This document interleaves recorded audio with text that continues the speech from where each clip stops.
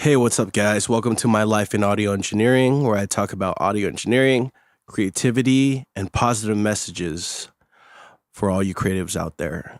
Today, I'm going to be talking about two different things.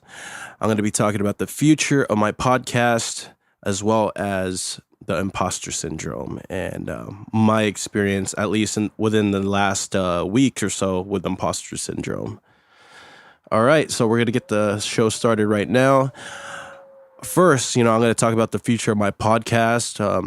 For people who listen right now, I'm actually on Spotify now and iTunes and various other digital platforms. You can check me out if you just look on Google and type in My Life in Audio Engineering podcast.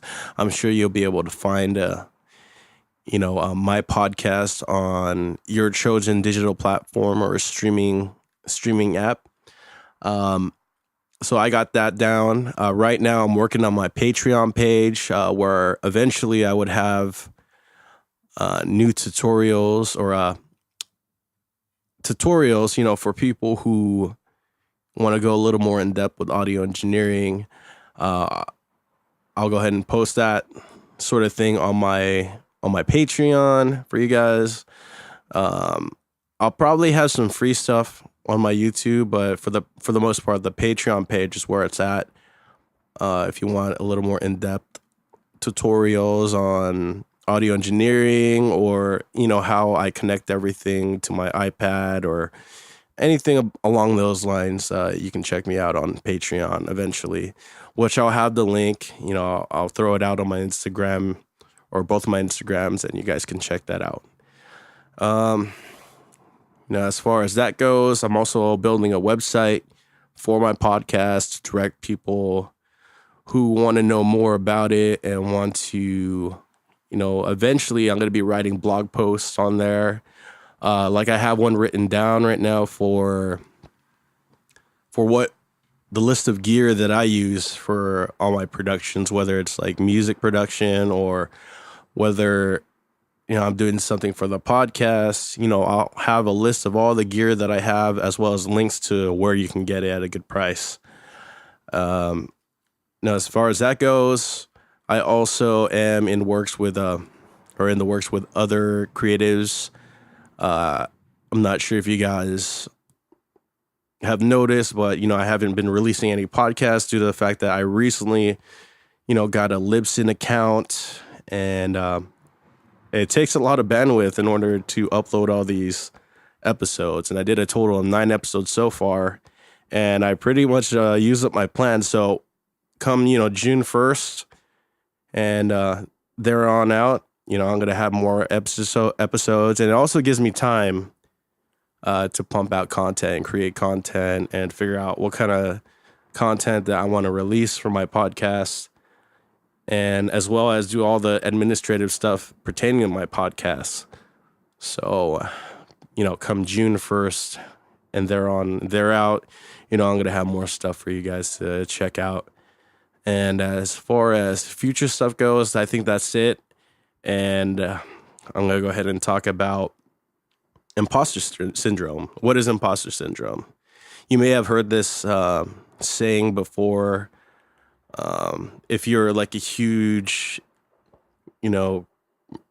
individual who goes out and seeks self-help books and read, all those like podcasts, imposter syndrome is basically feeling like you're being found out. Like, let's say you get a new job and you don't think you're qualified, yet you get the job, and you already run into issues where you feel like you're not qualified for the job. And, we all feel like that. We definitely all feel like that. But you just got to trust in yourself. You got to trust in your abilities. Like for me, my situation was actually last week. I was commissioned in order to help out with a certain audio production issue. Basically what the issue was, the backing tracks that the client gave to the studio manager was not tied to the click. And him and his assistant engineer did not know how to do it. So when I came in, I'm already thinking I know how to do this, but we already run into issues like the song starts to drift off the click.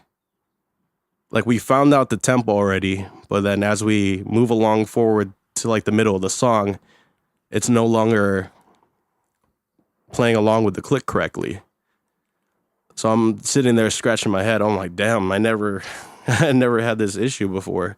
Because most of the songs that I get or songs that I create are exactly in time to whatever BPM that you set it to. Let's say a song is at 140, and you recorded at 140, and then you gave it to another engineer without telling the tempo. It shouldn't be a hard thing for them to figure it out. But unfortunately, in my case, it wasn't. It was a hard thing to do, and ultimately I didn't get it done.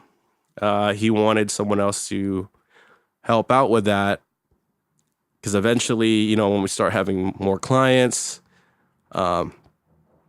he wants to make sure that we can do it like in 5 minutes, and that's understandable. You want to make sure that your repetitions are good. You want to make sure that your engineers is top of the line. So that's something I got to fix myself, but the fact that I couldn't fix it right then and there, I had a bit of imposter syndrome. I felt that. And, I eventually shook it off. But, I did feel like that for like a good like few minutes. I'm like sitting there like, damn, I wonder what he thinks about like my abilities as an engineer now. Because I couldn't get this done. And, it is what it is. It makes me a better person as well as an engineer, to go out of my way to figure that out and ultimately be able to do it with a quickness, But, it's definitely a learning process. And I'm sure it's a learning process. It's a good learning opportunity for that other engineer. Because what I've found out is he's not too well versed in Pro Tools, but he's pretty good in Logic. So I'm sure like he'll figure it out, and I know I'll figure it out. I pretty much just figured it out already. I didn't know that identify beat was a thing on Pro Tools. The old way I did it was, go into the session. I have my instrumental running in there, and then I use tap tempo to find out the tempo. And if it doesn't work, then I'll move the tempo down one more. Like let's say if I had it at 141, if it doesn't work, I'll put it like 140. Or, something along the lines of that. But I didn't know there was a much easier way to do it. And, that's great. It's great figuring that out. But advice for all you people that may be feeling like an imposter or whatever, like, oh, I don't know what I'm doing, I'm way over my head. Like, you know what you're doing. Not everyone knows everything. I mean, I don't know anyone who knows everything. Especially in audio engineering world, like, you're not going to know everything. There's always going to be that, couple of things that you've never came across in your 8 years of being an audio engineer.